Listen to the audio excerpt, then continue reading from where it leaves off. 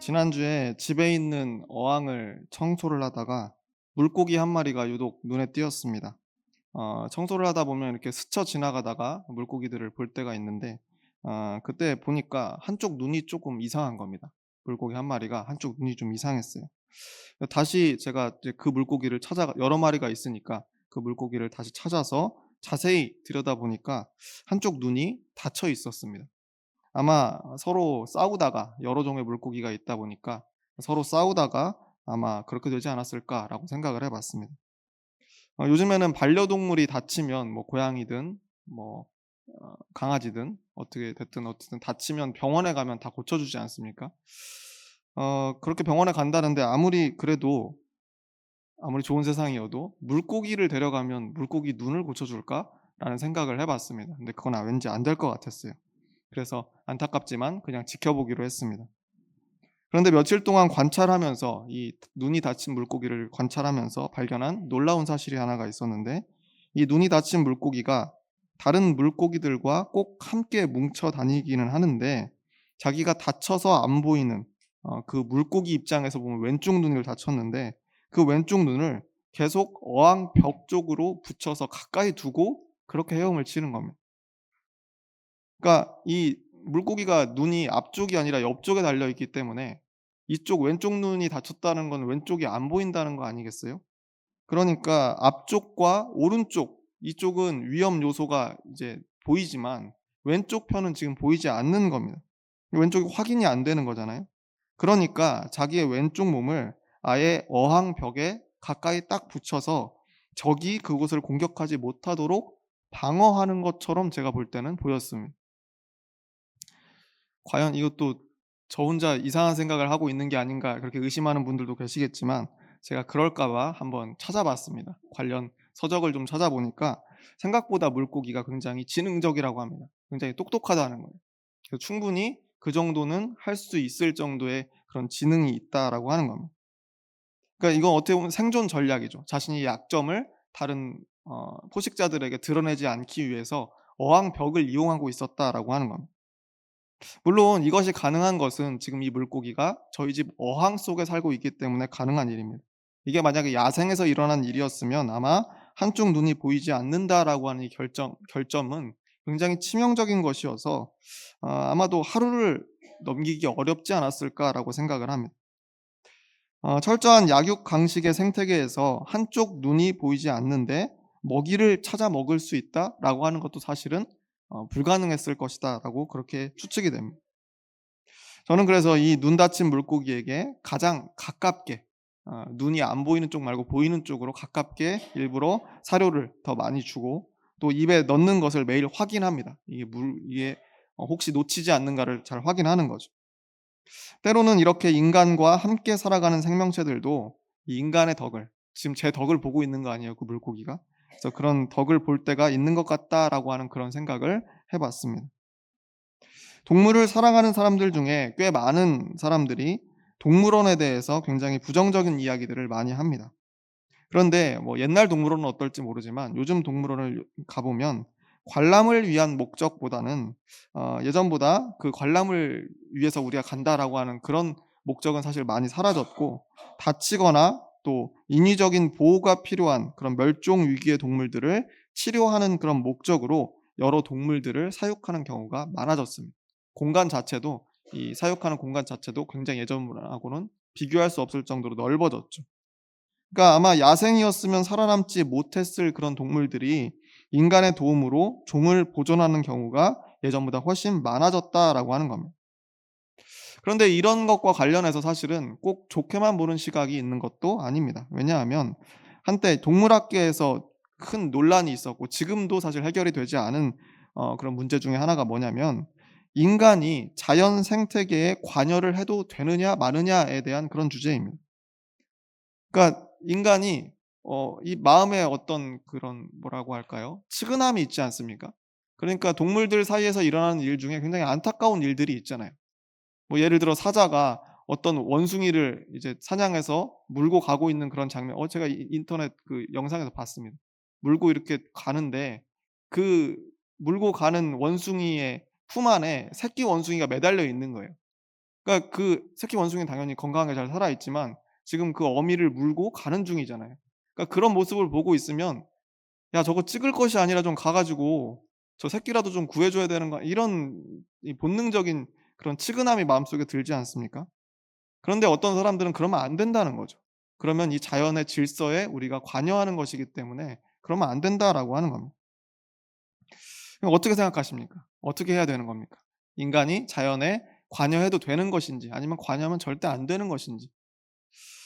학계에서는 바다 기름 유출이라고 할지 아니면 고의적인 산불이라고 할지 뭐 그런 것처럼 인간에 의한 재앙이 아니면 자연에 대한 개입은 그래도 없어야 된다라고 하는 것이 지금까지의 주목받는 정설이기는 합니다.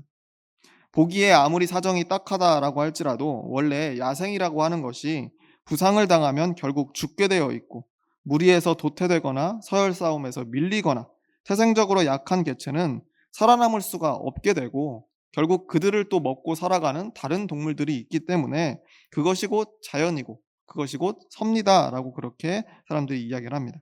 그게 바로 동물들의 운명이다라고 하는 것에 대부분의 사람들이 동의한다라고 하는 거죠.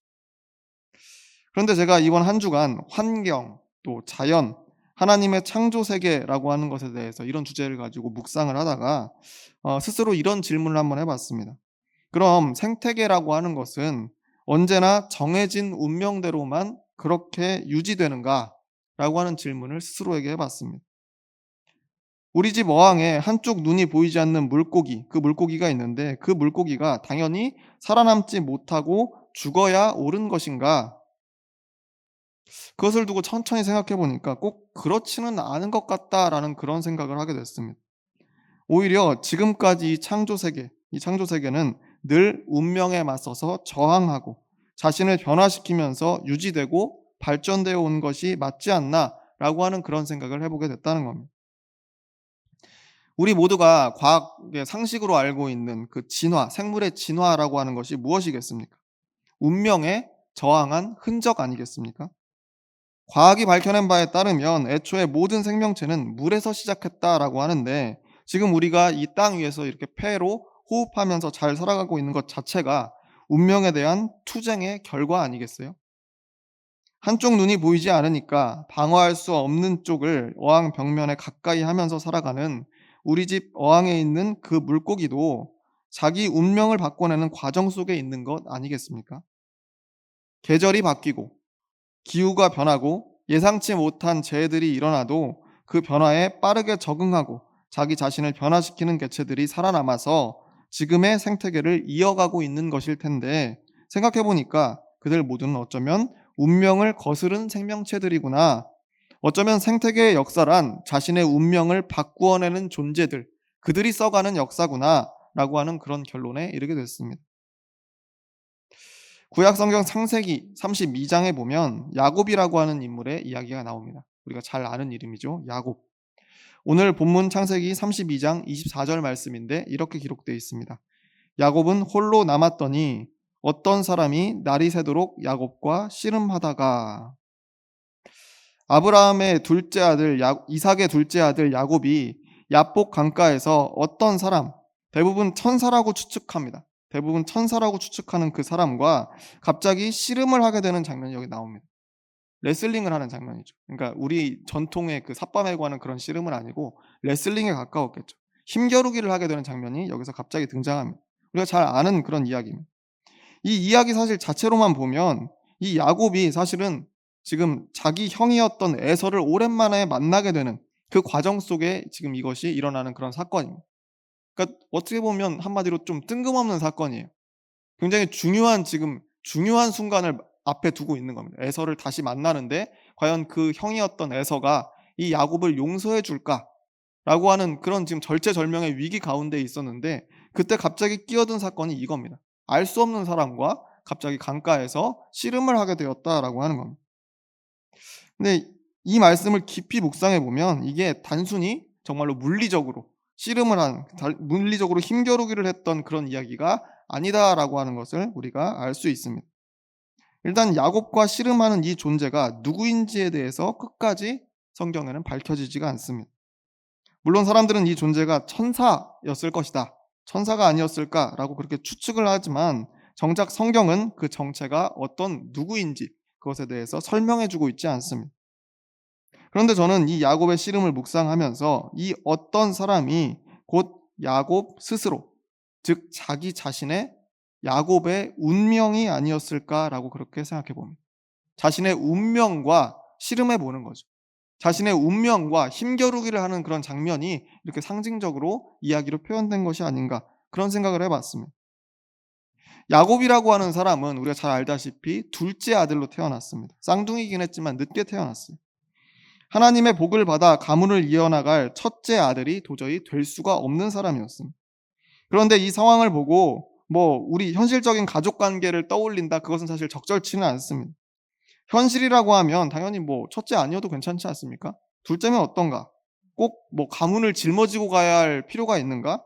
그냥 내 인생 잘 살면 되지라고 우리는 그렇게 생각할 수 있죠. 그런데 이 성경 속 야곱 이야기에서의 이 첫째 아들과 둘째 아들에 대한 의미라고 하는 것은 사실은 신앙적인 상징에 가까운 그런 의미입니다. 하나님과 지속적으로 관계를 맺을 수 있고 또 그분의 뜻 안에서 살아가는 권리, 그 권리가 첫째 아들에게만 있었다라고 하는 겁니다. 그 첫째 아들이 에서였죠. 그러면 야곱이 둘째 아들이었다고 하는 것은 그의 태생적인 운명이 하나님과는 단절될 수밖에 없는 운명이었다는 거예요. 세상적인 가치만을 쫓아 살아가게 될 그런 운명이 이 둘째 아들이었던 야곱에게 있었다라고 하는 겁니다. 물론 이게 현실과는 다른 설정이죠. 문학적인 어떤 전제입니다. 그런데 야곱은 바로 그런 자신의 운명이 뭔지를 알고 그 운명과 맞서서 투쟁했던 사람입니다. 그것이 오늘 본문 속에서 야복 강가의 씨름 이야기로 지금 비유되고 있는 것입니다. 다시 말해서 자기 운명과의 씨름이 지금 막 시작되고 있었다라고 하는 겁니다. 이어지는 25절 말씀에 이렇게 되어 있습니다. 자기가 야곱을 이기지 못함을 보고 그가 야곱의 허벅지 관절을 치매 야곱의 허벅지 관절이 그 사람과 씨름할 때에 어긋났더라. 생각보다 구체적으로 이 싸움의 진행의 모습들이 여기에 나타나 있습니다. 그래서 이 이름 모를 이 사람이 야곱하고 힘겨루기를 해봤는데 이게 쉽사리 이길 수가 없는 거예요. 그러니까 지지도 않을 것 같긴 한데 이길 수가 없었다라고 기록되어 있습니다. 그래서 25절에 아까 있듯이 자기가 야곱을 이기지 못함을 보고 그가 야곱의 허벅지 관절을 치매 야곱의 허벅지 관절이 그 사람과 씨름할 때 어긋났다라고 되어 있습니다. 이 씨름이 계속되는 그 과정 가운데 이 이름 모를 사람이 야곱을 이길 수 없다라고 하는 것을 판단하고 깨닫게 되니까 결국 야곱의 허벅지 관절을 쳐서 어긋나게 만들었다라는 얘기예요. 다시 말해서 야곱이 둘째 아들이라고 하는 자신의 운명에 맞서서 지금 승리를 눈앞에 두고 있는 상황까지 끌고 갔다는 겁니다. 그런데 그랬더니 이 운명이라고 하는 이 사람이 자신의 허벅지 관절을 쳐가지고 지금 그 관절이 어긋나게 된 그런 상황이다라고 우리가 지금 그렇게 해석할 수 있습니다. 이 허벅지 관절이 굉장히 중요한데 당시의 통념으로 볼 때는 이 허벅지 관절이라고 하는 이 신체 부위는 가문의 혈통과 근원이라고 하는 그런 의미를 가지고 있었습니다. 그런데 하필 그곳을 쳐서 어긋나게 만든 것은 상징적인 거죠. 야곱의 태생적인 배경에 변화가 찾아왔다라고 하는 말입니다. 다시 말해서 야곱과 씨름하던 이 정체모를 어떤 사람이 자기가 질 것 같아서 반칙을 해서 기어이 이기려고 했다라고 하는 그런 의미에서의 허벅지를 쳤다 이런 의미가 아니고 야곱의 정해진 운명이 이제 스스로의 뜻과 계획을 꺾고 야곱을 새로운 모습으로 변화시키기 시작했다는 것. 운명은 야곱을 자신의 이 정해진 계획대로 끌고 가려고 지금 계속 씨름을 했는데 야곱이 거기에 넘어가지 않았다는 거예요. 그래서 결국에는 야곱의 허벅지 관절을 쳤다는 거죠. 그의 근본을 바꾸어내기 시작했다는, 그의 운명과 야곱이 서로가 씨름하는 가운데 그의 근본을 바꾸어내는 그런 시작을 지금 여기서 행하고 있는 겁니다. 다시 말해서 자신의 운명을 바꾸어 내기 위해서 가장 첫 번째로 해야 될 일, 그런 일은 바로 자기 자신을 변화시키는 일이었다라고 하는 겁니다. 원래 야곱은 둘째 아들이 되어서 하나님과 단절된 인생을 살아가는 그냥 여느 이방인처럼 될 운명이었습니다. 그런데 자신의 운명과 씨름하면서 자기의 허벅지 관절, 혈통과 가문이라고 하는 스스로의 근본을 스스로 변화시키고 바꾸어내기 시작했다라고 하는, 그게 바로 우리가 첫 번째로 해야 될 일이에요. 문명을 바꾸어내려면 가장 첫 번째로 해야 될 일이 자기 자신을 변화시키는 일이라는 거. 근데 이게 당연한 말처럼 들릴 수 있지만 실제로 많은 사람들이 자신의 운명이 가혹하다라고 그렇게 이야기하면서도 그 순간에도 자기 스스로는 변화할 생각을 하지 않습니다. 오히려 그걸 싫어하죠. 그저 지금 자기 자신은 그대로 있으면서 안 변하면서 다가올 미래만이 좀 바뀌었으면 좋겠다라고 그렇게 막연하게 바라는 것이 사람들의 일상입니다. 그런데 여기 야곱은 자기 자신의 허벅지 관절, 자기의 근본을 내어주고 어긋나면서까지 스스로를 변화시켰다라고 하는 겁니다. 스스로가 먼저 바뀌어야 우리에게 예정된 운명에도 변화의 징조가 있을 거 아니겠습니까? 물론 그것은 실제 우리의 관절이 어긋날 때 큰 고통을 느끼는 것처럼 변화라고 하는 것은 쉽고 달콤하게 얻어지는 것이 결코 아니겠죠. 운명을 바꾸어낸다는 것은 여러 아픔과 또 어려움을 인내하고 견뎌내야만 하는 겁니다. 근데 야곱은 그 변화의 고통을 인내하고 견뎌낸 사람이죠. 그것도 아주 오랜 시간 동안 버텨냈습니다. 이어지는 26절 말씀에 이렇게 기록되어 있습니다. 그가 이르되 날이 새려하니 나로 가게 하라. 야곱이 이르되 당신이 내게 축복하지 아니하면 가게 하지 아니하겠나이다. 비록 이 이야기에서는 날이 새기까지의 하룻밤처럼 보이겠지만 야곱이 실제로 자신의 근본을 변화시켜서 운명을 바꾸어내기까지의 세월은 아마 좋기 수십 년이 걸렸을 것이다 라고 저는 그렇게 생각합니다. 특히 여기서 근데 주목할 부분이 하나 있는데 그것이 바로 당신이 내게 축복하지 아니하면 가게 하지 아니하겠나이다. 이 야곱에게로부터 지금 떠나야 되는 거예요, 이 사람이. 우리가 운명으로 지금 해석하고 있는 이 이름 모를 이 사람이 야곱을 이제 떠나야 되겠는데 이기지는 못하겠고 이 무승부로 끝나고 빨리 도망을 가야겠는데, 그랬는데 이 야곱이 잡고 놓아주질 않는 겁니다.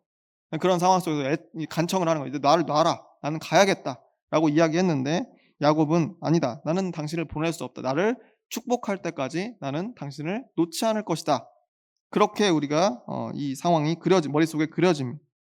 근데 여기서의 축복이라고 하는 이 단어가 굉장히 오묘한 단어입니다. 히브리어 원어로 보면 읽으면 바라크라고 하는 단어가 돼요. 바라크. 이 단어는 본래 의미가 축복하다가 아닙니다. 무릎 꿇다입니다. 원래 의미는 무릎 꿇다입니다. 근데 이 의미가 하나님과 인간 사이의 관계에서 여러 가지 의미들로 확장되기 시작해서 이제는 축복이라고 하는 그런 의미도 해석이 가능할 수 있도록 확장된 것이지, 원래 이 단어적인 뜻은 무릎 꿇다예요. 이 원어의 의미를 살려서 이 부분을 다시 해석하면 어떻게 됩니까?